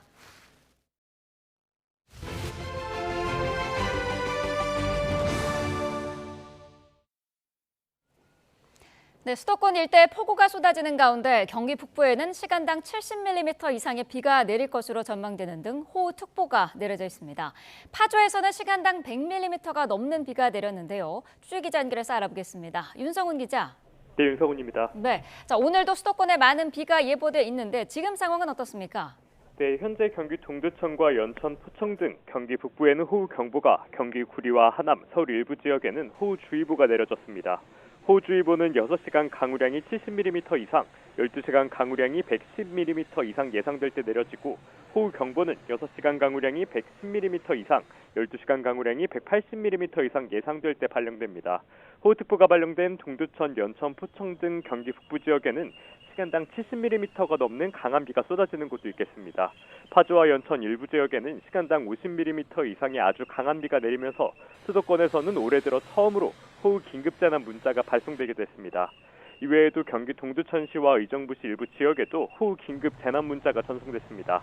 특히 파주 문산읍에는 오전 7시 기준으로 시간당 101mm의 물폭탄이 관측돼 침수 등 호우 피해가 우려됩니다. 경기 북부 소방에는 어제 저녁부터 오늘 아침 6시까지 비 피해 관련 신고가 5건 접수됐는데요. 파주와 일산에서는 며칠 사이 계속된 비에 집안이 약해져 5m 높이 가로수가 쓰러졌고, 부천에서는 배수구가 역류했지만 현재까지 다친 사람은 없는 것으로 파악됐습니다. 행정안전부는 어제 저녁 7시 30분을 기점으로 중앙재난안전대책본부 비상 1단계를 가동하고 호우 위기경보 수준을 관심에서 주의로 상향했습니다. 서울시는 어젯밤 9시부터 시청과 구청, 공단 직원 3,400여 명이 비상근무에 들어갔습니다. 빗물바지 등 배수시설과 산사태 우려지역, 그리고 급경사지역 490여 곳도 사전 점검했습니다. 또 청계천과 도림천 등 서울 시내 하천 29곳도 혹시 모를 범람에 대비해 출입을 전면 통제했습니다. 특히 산지와 하천 주변, 저지대 등 침수 취약 지역에는 접근하지 않도록 주의하셔야 합니다. 오전까지 많은 비가 예보된 만큼 출근길 교통 상황 미리 확인해 평소보다 서두르시고 될 수 있으면 대중교통을 이용하시는 게 좋겠습니다. 지금까지 사회부에서 전해드렸습니다. 산이 통째로 밀려 내려간다. 국보 석굴암이 있는 경주 토암산에 땅 밀림 현상이 나타나서 대책 마련에 비상이 걸렸습니다. 산사태보다 수십 배 위력이 큰 것으로 알려진 땅 밀림, 어떤 건지 알아보겠습니다. 자, 땅 밀림이란 물이 차올라서 약해진 땅이 비탈면을 따라 대규모로 서서히 무너지는 현상을 일컫습니다. 말 그대로 산이 통째로 밀려서 내려간다고 보면 되는데요. 그만큼 산 표면이 무너지는 산사태보다 규모가 훨씬 커서 대형 재난으로 이어질 수 있습니다. 자, 땅 밀림이 발생하는 과정을 그림으로 살펴보겠습니다. 먼저 폭우둑으로 밑으로 스며든 물이 안반층 위에 고이게 되고요. 그 위에 토사까지 젖어 들어가면서 결국엔 한 번에 쓸려 내려가게 됩니다. 자, 그렇다 보니 산사태처럼 토사가 쏟아지기보다는 바닥이 갈라지는 게 특징인데요. 지금 여길 보면 경북 경주의 사례인데 도로 위에로 쏟아진 건 없습니다. 하지만 바닥이 울룩하게 솟아오르면서 도로가 파손된 걸 볼 수 있고요. 자, 그리고 경남 사천도 땅이 끊어진 걸 볼 수 있습니다. 자, 일본 미야기현의 사례를 보면 이렇게 산이 전체적으로 한 번에 찢어진 것을 볼 수 있습니다. 자, 그럼 지금 경주 토암산은 어떤 상황일까요? 녹색연합과 경주 국립공원사무소가 공동조사한 보고서를 보겠습니다. 자, 경주 황용동의 산 비탈면 모습인데요. 숲이 이렇게 A자 모양으로 끊어져 있는 걸 볼 수 있습니다. 땅이 서서히 밀리고 있는 거죠. 특히 이곳은 35도가 넘는 급경사지로 현재도 흙이 쓸려 내려가는 등 진행이 더 빠르다고 합니다. 다음 사진 볼까요? 자, 이번엔 땅 밀림 현장의 하단부를 찍은 사진인데요. 조금 전에 보신 부분이 이 부분이고 이쪽이 945번 도로가 있는 곳인데 이쪽으로 무게가 조금씩 쏠리고 있는 상황입니다. 만약에 폭우 같은 일이 일어난다면 토사류가 이쪽으로 흘러 내려갈 수도 있는 상황입니다. 자, 다음 보겠습니다. 자, 지금 경주 토암산 다른 사진인데요. 이번엔 가로 30m 정도 되는 땅이 1.5m 정도 내려앉은 것을 볼 수 있습니다. 자, 이걸 지금 보면 측면에서 봤을 때는 30-40m 정도 세로로 선을 긋듯이 산이 찢어진 상황이라고 합니다. 자, 앞서 살펴본 곳들을 항공 사진으로 표시를 해봤는데요. 반경 3km 안에서 땅 밀림이 3곳이나 발견됐습니다. 조사를 진행한 녹색연합은 폭우의 땅 밀림은 언제든지 대형 산사태로 발전한다면서 철저한 대비를 당부했는데요. 물론 산림청도 3년 전부터 땅 밀림 예방 대응 계획을 마련하고 전국에 있는 위험 지역을 관찰하고는 있습니다. 방심하고 방치한다면 언제든 그것도 산사태보다 수십 배 더 위험한 땅 밀림 현상, 폭우와 집중호우가 집중되는 요즘 피해 예방을 위한 보다 적극적인 대책이 필요해 보입니다. 네, 방금 들은 속보 한 가지 전해드리겠습니다. 지금 계속해서 경기 지역을 중심으로 폭우가 이어지고 있는 가운데 한국철도공사가 경기 북부의 일부 지역에 전동 열차가 지연 운행되고 있다라고 밝혔습니다. 자, 경기 북부 지역이면은 지금 저희 YTN의 제보상으로는 1호선을 탔던 시민들의 관련 제보가 들어오고 있는 상황인데요. 그러면은 아무래도 오늘 새벽부터 강력한 폭우가 이어지고 있던 연천 지역 그리고 동두천 이 지역일 것 같습니다. 자, 한국철도공사가 경기 북부 지역 집중호우로 일부 전동열차가 지연 운행되고 있다. 그리고 이와 관계돼서 전동열차를 이용하시는 분들은 참고하시기 바란다. 그런 이야기를 지금 하고 있습니다. 좀 더 자세한 내용 들어오는 대로 다시 전해드리도록 하겠습니다. 네, 남부지방에 기록적인 폭우로 피해가 속출한 가운데 경기 북부에 호우경보가 내려지는 등 내일까지 수도권에 최대 200mm가 넘는 극한 호우가 예상돼서 긴장감이 높아지고 있습니다. 반기성 K웨더 예보센터장과 함께 자세한 내용 알아보겠습니다. 자, 센터장님 나와 계시죠? 네, 안녕하세요. 네, 자, 지금 경기 북부 그리고 강원 북부 내륙을 중심으로 호우특보가 발효가 됐습니다. 시간당 70mm 넘게 쏟아진 곳도 있는데 이 정도면은 체감상 어느 정도의 상황인 건가요? 실제로 이제 호우특보가 발령된 경기 북부 또 강원 북부 내륙을 중심으로 해서 현재 시간당 거의 50에서 70mm의 아주 매우 강한 비가 내리고 있는데요. 사실 우리가 기상청에서 호우특보 기준을 보면은 6시간 누적 강수량이 60mm 이상, 12시간 누적 강수량이 110mm 이상 예상될 때 호우주의보가 발령이 되고 6시간 누적 강수량이 90mm 이상, 12시간 누적 강수량이 180mm 이상 예상될 때 호우경보가 발령이 되거든요. 그러니까 현재 경기 북부 쪽에 내리고 있는 강수량은 호우경보 수준입니다. 엄청 많이 실제로 쏟아져 내리는 일종의 물폭탄 정도라고 보시면 되겠습니다. 네. 자, 파주 문산읍 같은 경우에는 오전 7시 기준으로 시간당 101mm 물폭탄이 관측되기도 했는데 이 정도면은 위험 지역에 머무는 주민들은 대피가 필요해 보이는데요. 어느 정도 위험한 걸로 보면 될까요? 저희들이 그 시간당 15mm 이상 비가 내리면 매우 강한 비가 내린다. 30mm 이상 내리면은 거의 자동차 와이퍼가 움직이질 않습니다. 그리고 시계가 아주 급속히 떨어지고요. 저 같은 경우는 이제 시간당 50mm 정도까지는 봤습니다. 그때 보니까 이 시계 거리가 10m가 되지 않고요. 낮이었는데 완전히 캄캄해집니다. 네. 그래서 완전히 물폭탄 같이 쏟아져 내리는데 사실 시간당 100mm는 저는 보지는 못했지만은 거의 좌우 분간이 되지 않고 그냥 뭐 하늘에서 그냥 폭탄이 쏟아져 내리는 이런 정도라고 합니다. 실제로 우리가 그 하루 동안 200mm 비가 내린다 이것도 무섭지만은 사실 가장 무서운 것이 짧은 시간에 얼마나 집중해서 비가 내리느냐가 더 무섭거든요. 왜냐하면 사실 시간당 100mm 이상 내리면은 우리나라 어느 곳에서도 이 물이 빠져나갈 수가 없습니다. 네. 따라서 이제 급격히 이제 범람 또 침수가 이루어지고요. 또 산사태가 발생을 합니다. 따라서 이렇게 폭우가 발생하는 지역에서는 특히 저지대 지역이라든가 하천변, 혹은 산사태나 축대 옹벽 위험한 곳 이런 곳에 거주하시는 주민들은 빨리 대피하시는 것이 가장 좋습니다. 네, 수도권에는 호우 긴급 재난 문자가 이제 발령이 됐는데 올해 들어서 처음인 거죠? 수도권 같은 경우는 이제 작년에 시범 운영이 됐었고요. 올해는 이제 정식 지금 현재 운영이 되고 있고, 올해 이제 대구, 경북, 전남, 광주가 이제 시범 운영 중에 있습니다. 네. 그래 작년에 이제 6번이 발령됐었고요, 수도권에. 올해도 이미 경북 안동, 다음에 전남 진도라든가 이런 쪽으로 긴급 호우 재난 문자가 이미 발령됐었고요. 수도권에 들어서는 올해 처음으로 발령이 됐습니다. 네. 오늘 4시에 이제 경기도 파주시 군내면 진서면 지역으로, 6시에 경기도 연천군 지역으로 호우 긴급 재난 문자가 발송이 됐는데요. 이것은 기상청에서 그런 호우 경보라든가 이거보다도 더 많은 비가 내리기 때문에 정말 이거 긴급 문자로 보내는 것이죠. 그래서 내리는 조건이 시간당 50mm 이상, 3시간에 90mm 이상 조건과 1시간에 최대 72mm 이상의 비가 내릴 때 긴급 호우 재난 문자를 발송을 하게 돼 있습니다. 네. 오늘 경기 북부 같은 경우는 시간당 70mm 이상의 호우가 쏟아졌기 때문에 긴급 호우 재난 문자가 발송이 된 것이죠. 이렇게 긴급 호우 재난 문자가 발송이 되면 어떻게 좀 행동을 하는 게 좋을까요? 일단 이제 가장 먼저 운전자들입니다. 운전하시는 분들 일단 운전을 중지하는 것이 가장 좋습니다. 네.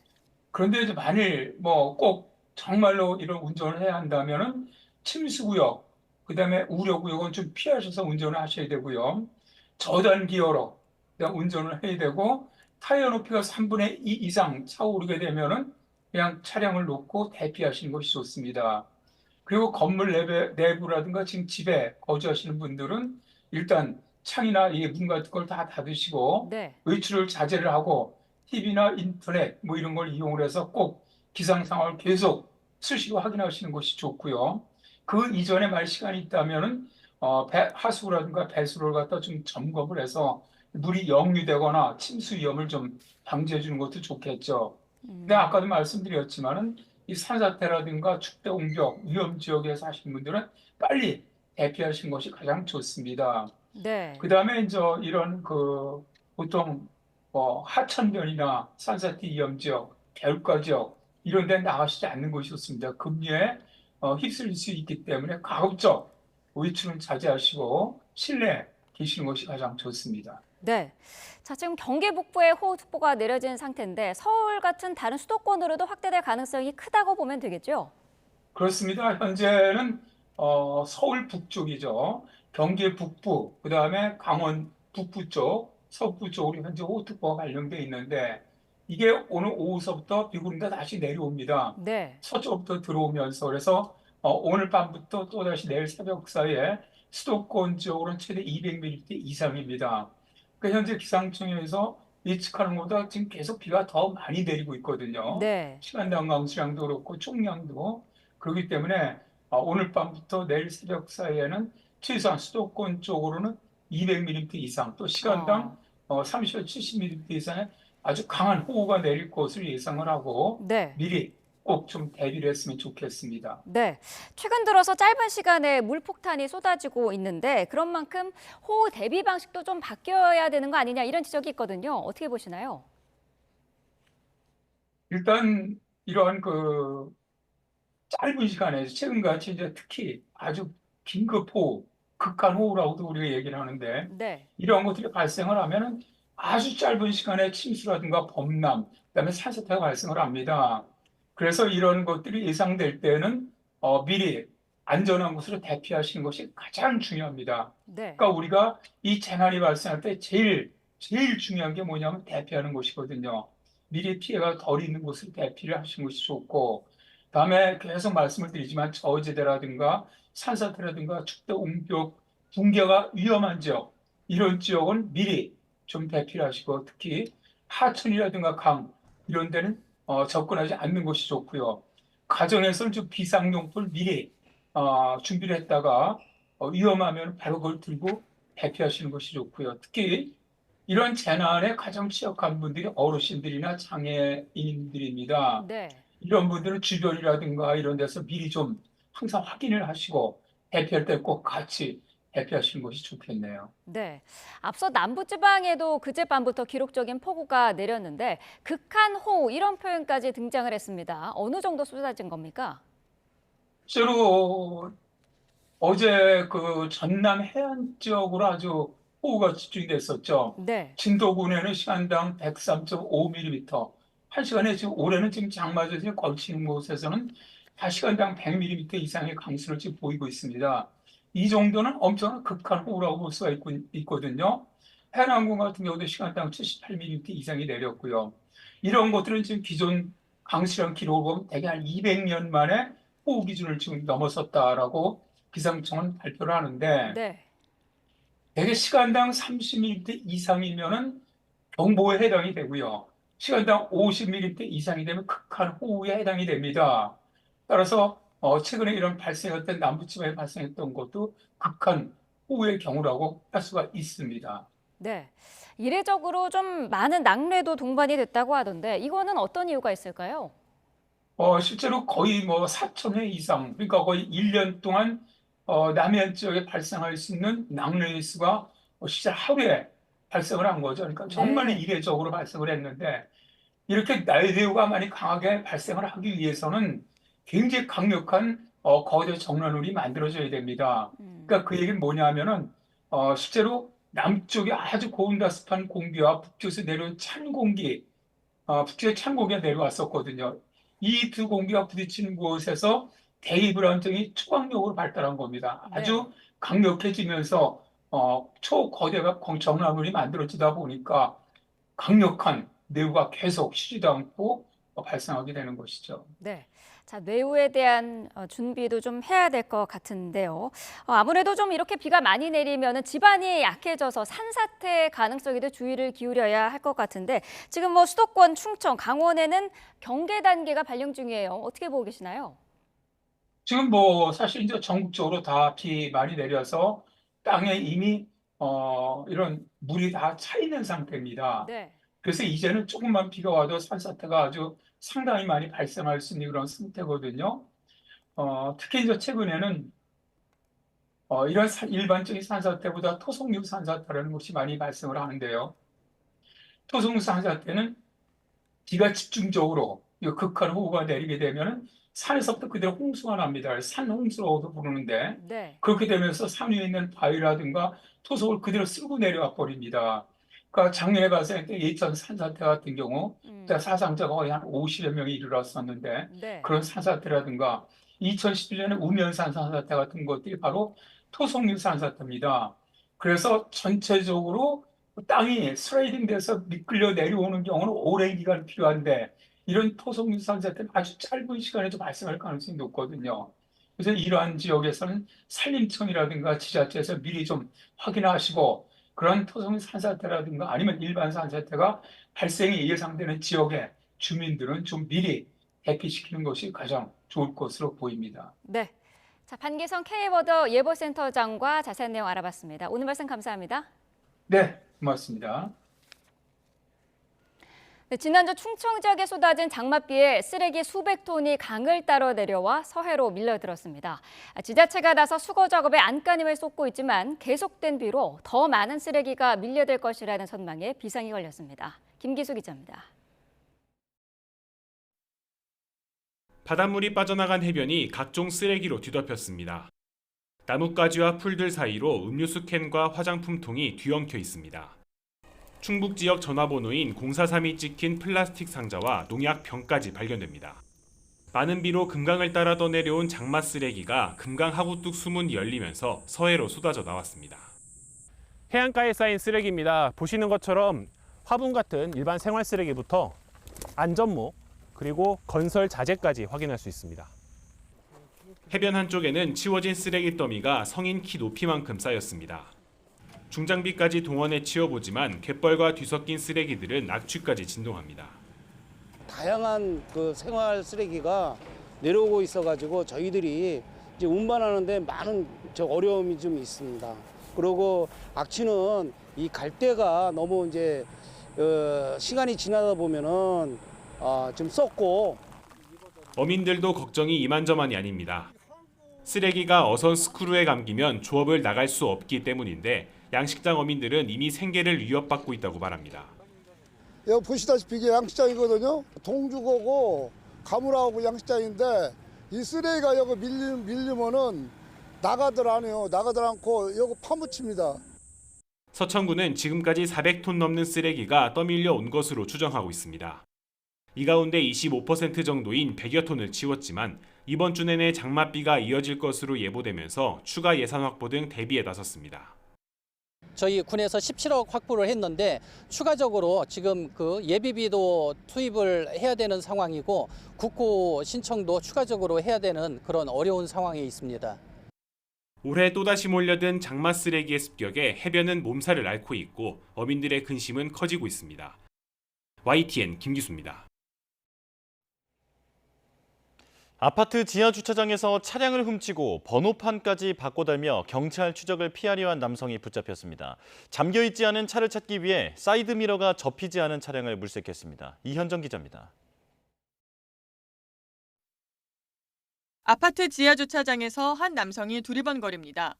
주차된 차들을 살피다 흰색 승용차에 올라탑니다. 휴대전화 조명으로 구석구석을 비춰보더니 시동을 걸고 출발합니다. 승용차를 훔쳐 달아나는 장면입니다.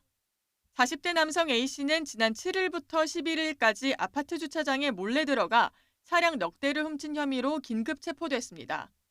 A씨는 강북권 아파트 주차장을 돌며 사이드미러가 접히지 않은 차량을 물색해 문이 잠기지 않았으면 시동을 걸고 훔친 것으로 조사됐습니다. 또 따로 훔친 번호판의 글자를 유성펜으로 위조해 훔친 차에 붙여 경찰 수사를 피하려 한 것으로 확인됐습니다. 차를 훔치러 갈 때는 CCTV에 얼굴이 잡히지 않도록 뒷걸음질로 승강기에 들어가는 치밀함까지 보였습니다. 하지만 결국 덜미가 잡혔습니다. 집 앞에서 경찰과 마주친 A씨는 다른 사람인 척하다 전속력으로 달아났지만 멀리 가지 못하고 붙잡혔습니다. 경찰 조사 결과 A씨는 동종범죄로 복역하고 지난달 말 만기 출소해 또다시 범행을 저지른 것으로 확인됐습니다. A씨를 구속한 경찰은 자세한 사건 경위와 여죄를 조사하고 있습니다. YTN 이현정입니다. 휴대전화 개통 명의를 빌려주면 소액 대출을 해주는 이른바 휴대폰 깡으로 대포폰을 유통한 일당이 경찰에 붙잡혔습니다. 범죄 집단에 가담한 혐의로 붙잡힌 피의자가 140명이나 돼서 단일 사건으로는 역대 최대 규모입니다. 표정우 기자입니다. 유명 대출 중개 플랫폼에 올라온 광고입니다. 합법적으로 대출을 해주는 것처럼 꾸미고 특히 신용등급에 상관없이 돈을 빌려준다고 강조합니다. 그런데 이들은 전화를 건 피해자들에게 대출 대신 고가의 휴대전화를 사라고 권했습니다. 직장이 없으시군요. 아니면 어디에 연체 정보가 있으시군요. 하는 정보 들은 거 갖고 선생님에 대해서 대출이 부결됐습니다라고 하고는 곧장 휴대폰 깡으로 이전을 했기 때문에 최대 250만 원짜리 휴대전화를 사서 넘기면 40에서 100만 원을 주겠다고 제안했습니다. 일당은 지난 2019년부터 4년여 동안 휴대전화 3,767대를 넘겨받아 전화기와 유심을 작물업자와 범죄 조직에 되팔아 64억 원 정도를 챙겼습니다. 유통된 유심들은 보이스피싱과 불법 리딩방 등 또 다른 사기 범죄에 이용돼 약 339억 원의 재산 피해로 이어졌습니다. 휴대전화를 넘긴 피해자들은 당장 급전은 빌렸지만 할부금과 휴대전화 요금을 떠안았고 결국 피해자 2,700명 가운데 63%가 신용불량자로 전락했습니다. 경찰은 지난해 4월 발생한 이른바 강남 마약 음료 사건에 이용된 불법 유심의 유통 과정을 추적하다 이들의 범죄 단서를 포착했습니다. 경찰은 사기 등의 혐의로 157명을 검거하고 이 가운데 9명을 구속했습니다. 특히 140명은 범죄 집단에 가담한 혐의를 적용했는데 단일 사건으로는 역대 최대 규모입니다. 경찰은 현금과 차량을 비롯한 범죄 수익 60억 원가량을 동결하고 과세 당국의 피의자들의 탈세 정황이 담긴 자료도 제공했습니다. YTN 표정호입니다. 70대 여성이 아파트 지하 주차장에서 차량에서 흘러나온 것으로 추정되는 액체를 밟고 넘어지면서 엉덩이를 심하게 다쳤습니다. 인공관절 삽입 수술까지 받았는데 아파트 측 보험사는 주차 공간은 보행로가 아니라며 처리에 난색을 보이고 있습니다. 윤웅성 기자입니다. 지하 주차장에 세워진 차량 사이로 넘어진 여성이 쉽게 일어나지 못합니다. 바로 옆에는 녹색 액체가 바닥에 뿌려져 있습니다. 75살 A씨는 차를 타러 가려다 기름으로 추정되는 이물질을 밟고 넘어지면서 엉덩이 관절을 다쳤습니다. 한 달 동안 입원하면서 인공 고관절 삽입술 등 수술을 2번이나 받아 이젠 걷기도 어려워졌습니다. 이거 안 짚으면 힘이 없어서 못 걸어요. 조금 걸으면 여기 인공관절 한 게 아파요. 사고가 난 주차장에는 여전히 기름이나 물로 보이는 액체가 곳곳에 깔려 있는데요. 이렇게 살짝 발만 대도 미끄러질 듯이 아슬아슬합니다. 치료비 등으로 약 600만 원이 들자 A씨 가족은 아파트 측이 가입한 영업배상 책임 보험으로 사고 처리를 요청했습니다. 하지만 보험사는 어렵다는 답변을 보내왔습니다. A씨가 넘어진 주차 공간은 차량이 세워져 있는 곳이지 일반적인 보행로가 아니라는 이유에서입니다. 보행로라든가 뭐 이런 게 아니고요. 냉각수인지 기름인지는 모르겠지만 차에서는 이 주차 공간에는 떨어질 수가 있는 겁니다. 에어컨 모두 좀 떨어질 수가 있고요. 해당 보험 약관에는 시설 용도에 따른 업무 수행에서 생긴 우연한 사고는 보상이 가능하다고 명시돼 있습니다. 누군가의 잘못을 오롯이 혼자 감당해야만 하는 처지에 놓인 A씨는 그저 억울하기만 합니다. 차를 탈 때 주차 칸 안으로 밟지 않으면 어떻게 차를 타야 될 수 있을까 이런 생각이 좀 들어서 더 억울하고 또 그냥 혼자서 넘어진 것도 아니고 딴 데 보다가 이건 것도 아니고. 전문가는 보험사가 약관을 너무 협소하게 해석하는 거라고 판단합니다. 자신의 차에 가기 위해서 지나가야 하는 거라면 주차 공간도 보상 범위에 해당할 수 있다는 겁니다. 피보험자가 소유, 사용, 관리하는 시설이 그 용도에 따른 업무상 발생한 손해를 보상을 하는 거거든요. 주민이 지하 주차장으로 사용하면서 차량을 접근하는 과정에서 발생한 손해라면 보상을 해주는 게 맞을 걸로 보입니다. 인공 관절이 완전히 자리 잡는 데까지 1년 이상 재활 치료를 받아야 하는 상황. 가족들은 금융감독원에 민원을 내고 민사 소송도 검토하고 있습니다. YTN 윤웅성입니다.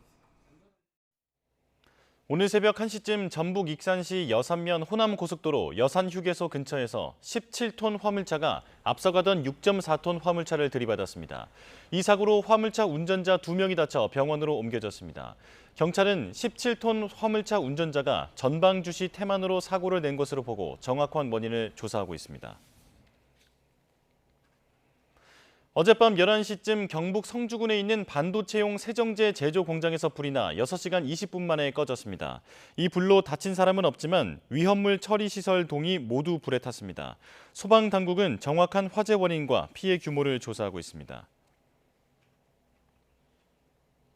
어젯밤 10시쯤 세종시 소담동 환승주차장 공사 현장에서 불이 났습니다. 다행히 현장에 사람이 없어 다친 사람은 없었습니다. 소방당국은 1층 자재 창고에서 불이 났다며 정확한 화재 원인과 피해 규모를 조사하고 있습니다.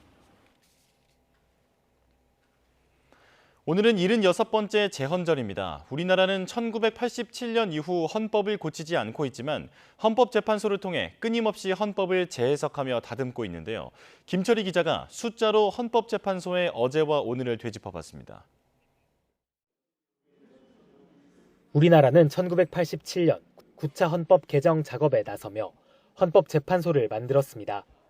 헌법 수호의 최전선에 선 헌재는 지금까지 5만 건에 달하는 사건을 접수하고 처리해왔습니다. 30여 년 동안 헌재를 가장 뜨겁게 달군 사건은 지난 2013년 시작된 통합진보당 해산 심판입니다. 접수부터 선고까지 13개월 넘게 걸렸는데 18번에 이르는 변론을 거쳤고 사건 기록만 17만 페이지, 접수 문건 수도 628건에 달했습니다. 모두 헌재 역사상 최다 기록입니다. 다툼과 논쟁이 치열했던 만큼 선고 뒤에도 사회적 갈등은 쉽사리 봉합되지 못한 채 논쟁이 이어지기도 했습니다. 헌재가 중요한 사건의 결과를 모든 시민이 바로 확인할 수 있도록 선고 과정 생중계를 허용한 건 단 5번입니다. 지난 2004년 5월 14일 이뤄진 노무현 전 대통령 탄핵 사건이 첫 사례였는데 지상파 3사 기준 합계 시청률이 30%에 달할 정도로 열기가 뜨거웠습니다. 탄핵 결정에 필요한 재판관의 정족 수에 이르지 못하였으므로 이를 기각하기로 하여 가장 최근 사례 역시 공교롭게도 박근혜 전 대통령 탄핵 심판이었습니다. 당시 실시간 시청률은 노 전 대통령 때보다 높은 37% 정도로 집계됐습니다. 헌재는 올해도 이미 1,600건 넘는 헌법재판 사건을 처리한 거로 집계됐습니다. 월 평균으로 환산하면 매달 200여 건이 헌법재판소를 거쳐간 셈입니다. 지금 이 순간에도 우리 사회는 헌법재판소를 통해 헌법의 의미를 끊임없이 되묻고 있습니다. YTN 김철입니다. 쿠바 주재 북한 대사관 외교관이 지난해 11월 가족과 함께 국내로 망명한 사실이 뒤늦게 파악됐습니다. 김정은 국무위원장의 표창까지 받은 엘리트 출신으로 태영호 전 의원 이후 국내로 들어온 최고위급 탈북 외교관입니다. 이종원 기자입니다. 지난 2013년 파나마 운하를 지나던 북한 선박 청천강호가 유엔 안보리 제재 위반으로 억류됐습니다. 쿠바에서 미사일과 전투기 부품을 싣고 북한으로 향하다 파나마 당국에 적발된 겁니다. 당시 현지에 급파돼 교섭을 담당한 인물은 쿠바 주재 북한 대사관에서 근무하던 외교관 리일귀였습니다. Estamos aquí para dar acceso consular a nuestros tripulantes, más nada. 지난 2019년 다시 쿠바 대사관에 부임한 리 참사가 지난해 11월 아내와 자녀를 데리고 국내로 망명한 것으로 파악됐습니다. 올해 2월 우리나라가 북한의 형제국인 쿠바와 수교를 공식 발표하기 석 달 전쯤입니다. 리 참사는 청천강호 사건 해결 공로로 김정은 국무위원장의 표창장도 받은 인물로 지난 2016년 태용호 당시 주영국 북한공사 이후 탈북 외교관 가운데 직급이 가장 높습니다. 리 참사는 언론 인터뷰에서 상급 간부의 뇌물 요구와 당국의 지병 치료 거부 등을 망명 결심 배경으로 들며 북한 주민이 한국 국민보다 통일을 더 갈망한다고 말했습니다. 또 북한의 한성열 전 미국 담당 부상은 2차 북미 정상회담 직전인 2019년 2월 미국 간첩 혐의로 총살됐고 리용호 전 외무상은 뇌물 사건에 연루돼 일가 전체가 정치범 수용소로 보내졌다고 주장했습니다. 북한에서는 스페인어와 프랑스에 대단히 능하고 아주 유능한 외교관으로 알려져 있습니다. 망명했다는 소식이 해외에 있는 북한 외교관들에게 알려지면 엄청난 큰 충격이 될 것 같습니다. 외교관 탈북이 확인된 건 2019년 조성길 주 이탈리아 대사대리와 류현우 주 쿠웨이트 대사대리 이후 처음인데 지난해 엘리트 계층 탈북민은 10명 안팎으로 2017년 이후 최대 규모를 기록했습니다. 통일부 당국자는 북한 이탈 주민의 개인 신상은 확인하기 어렵다면서도 정착지원법상 국가안전보장에 현저한 영향을 줄 수 있는 경우 국정원이 보호 여부를 결정해 별도의 정착시설을 운영한다고 밝혔습니다. YTN 이종원입니다. 조현동 주미대사가 미 공화당 전당대회를 참관하고 트럼프 측 인사들과 소통하기 위해 위스콘신주 미러키를 방문했습니다. 조 대사는 현지 시간 16일 오전 미러키에 도착해 전당대회 마지막 날인 18일까지 머물며 공화당이 주관하는 외교단 행사에 잇따라 참석할 예정입니다. 대사관 관계자는 공화당 측에서 워싱턴 주재 외교 사절들을 전당대회장으로 초청했다며 현지에서 여러 인사들과 만날 계획이라고 말했습니다.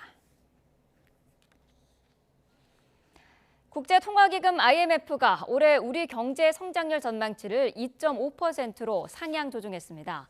IMF는 세계 경제 전망 수정 발표를 통해 올해 우리 경제 성장률 전망치를 지난 4월 2.3%에서 석 달 만에 2.5%로 올렸습니다. 정부는 1분기 GDP 성장률 수치가 시장 전망보다 높았던 점과 반도체 수출 호조 등을 상향 조정의 배경으로 분석했습니다. 네, 요즘 청년들이 선호하는 좋은 일자리가 별로 없습니다. 그러다 보니 졸업 뒤 첫 직장을 잡기까지 걸리는 기간이 1년에 육박해 역대 가장 긴 것으로 나타났습니다. 이승은 기자입니다. 지난 5월 기준 15살 이상 29살 이하 청년이 임금 근로자로 처음 취업하는 데 걸린 기간은 평균 11.5개월이었습니다. 지난해보다 1.1개월 늘어나 관련 통계 작성이 시작된 2006년 이후 가장 길었습니다. 특히 고졸 이하 청년의 첫 취업까지 걸린 기간이 2.8개월 늘어서 1년하고도 5.6개월에 이르렀습니다. 기업들의 경력직 선호와 청년들의 진학 준비가 증가한 것이 영향을 미쳤습니다. 경력을 쌓은 이후에야 이제 신입으로 정말 들어가는 그런 경우들이 많더라고요. 그래서 요즘 시장이 정말 신입사원을 뽑는 시기가 신입을 뽑는 그 공채 시장이 맞나? 라는 거에 대한 좀 물음을 던져볼 필요가 있을 것 같습니다. 이에 따라 청년층 최종학교 졸업자 가운데 미취업자는 129만 명, 3년 이상 취업하지 않은 경우도 24만 명에 육박했습니다. 미취업 기간 미래를 준비하는 활동을 하지 않고 그냥 시간을 보냈다고 응답한 경우가 4명 중 1명에 이른 것도 선호하는 일자리가 없는 것과 무관치 않습니다. 취업 시험을 준비하는 청년은 56만 5천 명이었습니다. 준비 분야를 보면 일반 기업체 비중이 올라간 반면에 일반직 공무원 비중이 6%포인트 넘게 떨어져 기업체 선호도가 처음으로 공무원을 넘어섰습니다. 18년 전만 해도 공무원 준비 비중은 40%가 넘었습니다. 개인이 좀 더 주체적으로 살 수 있는 것이 안정적인 삶보다 더 중요하다라고 생각을 해서 그러지 않을까 싶겠네요. 취업해도 청년들은 고용시장을 계속 떠돕니다. 첫 직장 평균 근속 기간은 1년 7.2개월로 2년이 안 됩니다. 전일제 근로가 74.1%로 감소한 반면에 시간제는 23.4%로 2%포인트 늘어 역대 최대 비중을 차지했습니다. YTN 이승은입니다. 갈수록 위축되는 지방 소도시를 살리기 위해 정부 부처들이 손을 잡고 프로젝트를 시작합니다. 발길이 끊긴 사람들을 불러들이기 위한 건데 열차표 반값 할인을 포함한 각종 할인으로 생기를 찾겠다는 겁니다. 김기봉 기자입니다. 아이 우는 소리 들은 지가 오래고 젊은 사람 찾아보기가 힘들다는 지방 소도시들. 경제 위축과 일자리 축소의 악순환이 반복되면서 갈수록 활기가 빠지고 있습니다. 4개 정부 부처 대표와 23개 지자체장이 서울역 로비에 모였습니다. 일단 관광객이라도 불러들여 도시의 활력을 찾아보자는 절박함으로 뭉쳤습니다. 인구 감소 지역으로 지정된 7개도 22개 시군에 관심 지역인 익산까지 모두 23곳이 대상인데 해당 도시로 오가는 열차 운임료를 반값으로 깎아준다는 것입니다.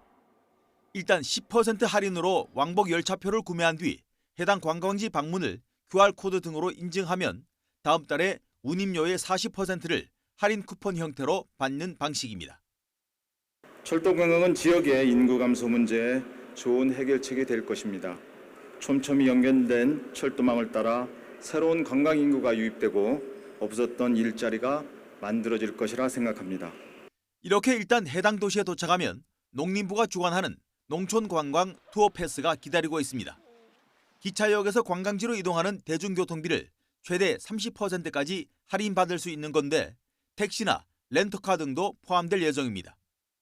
또한 23개 도시 가운데 태백과 단양 등 12개 도시는 디지털 관광 주민증을 운영하는 곳이어서 관람, 체험, 숙박, 식음, 쇼핑 등 여러 분야에서 최대 60%의 할인을 받을 수 있습니다. 지자체들은 모처럼 마련된 활성화 계기에 작은 희망을 가져봅니다. 물론이죠. 이번에 우리 4개 중앙부처 또 그리고 4개 공사들 그리고 23개 철도 지역 우리 지자체가 같이 해서 MOU를 했다는 거 요거는 그 새로운 접근법이라고 할 수 있죠. 김제에 오시는 모든 관광객들을 위한 그런 준비도 좀 돼 있습니다. 이번에 망해사가 국가 명승지로 지정이 되면서 저녁 노을이 굉장히 좋고 하지만 이번 프로젝트가 지역 경제를 살리는 마중물이 되기 위해서는 일선에서 얼마나 효율적으로 이루어지는지 지속적인 실태 파악과 제도 개선이 뒤따라야 할 것으로 보입니다. YTN 김기봉입니다. 네, 서울에도 보시는 것처럼 폭우가 쏟아지고 있습니다. 시간당 60mm 안팎의 국지성 호우가 집중되면서 이곳 서울에도 호우 경보가 내려졌는데요. 우산을 쓰고 있지만 잠시만 바깥에 서 있어도 온몸이 다 젖을 정도입니다. 오늘 중부지방에는 오전까지 시간당 최고 70mm 이상의 국지성 호우가 쏟아질 수 있는 만큼 계속해서 안전에 만전을 기해 주시기 바랍니다. 오늘 아침 호우 상황부터 살펴보도록 하겠습니다. 경기 북부지방을 중심으로 극한 호우가 쏟아졌는데요. 경기 의정부에 시간당 103.5mm, 파주에도 시간당 101mm의 폭우가 기록됐습니다. 이에 따라 청계천과 도림천 등 서울 시내 하천에도 범람에 대비해 출입을 전면 통제한 상태입니다. 현재 레이더 화면을 보시면 보라색과 붉은색의 호우구름이 서울과 경기 북부지방에 영향을 주고 있는데요. 이들 지역에는 시간당 70mm 안팎의 물폭탄이 쏟아지고 있습니다. 이에 따라 경기 북부에 이어 서울과 인천, 경기 부천과 구리에도 호우 경보가 내려졌습니다. 이미 매우 많은 비가 내렸지만 내일까지 경기 북부에 많게는 200mm 이상, 서울과 경기 남부에 150mm 이상의 폭우가 더 쏟아지겠고요. 그 밖에 중부에도 120mm 이상의 큰 비가 내리겠습니다. 오전까지 이렇게 강한 비가 집중되다 낮 동안에는 비가 잠시 소강 상태를 보이는 곳이 많겠는데요. 하지만 취약 시간대인 오늘 밤사이 또다시 국지성 호우가 집중될 것으로 보여 각별한 주의가 필요합니다. 국지적으로 호우가 집중되면서 산사태에도 비상이 걸렸습니다. 중부와 전남, 영남에 산사태 위기경보 경계 단계가 발령 중이고요. 파주와 양주를 비롯한 경기 북부 지방에 산사태 특보도 점차 확대 강화되고 있습니다. 산사태 위험 지역에서는 되도록 실내에 머무르시되 산사태 전조 증상을 살피는 등 안전에 만전을 기해 주셔야겠습니다. 당분간 정체전선은 곳곳에 비를 뿌리며 주로 중부지방에 영향을 주겠고요. 그 사이 남부와 제주도에서는 찜통더위가 기승을 부릴 전망입니다. 오늘 중부 서해안에서는 비와 함께 초속 20m 안팎의 강한 바람도 불겠습니다. 시설물 관리와 안전 사고에도 각별히 유의해 주셔야겠습니다. 지금까지 서울 상암동 야외 스튜디오에서 YTN 윤수빈입니다. 네, 뉴스업 수요 순서 마치겠습니다. 내일 다시 뵙겠습니다. 고맙습니다.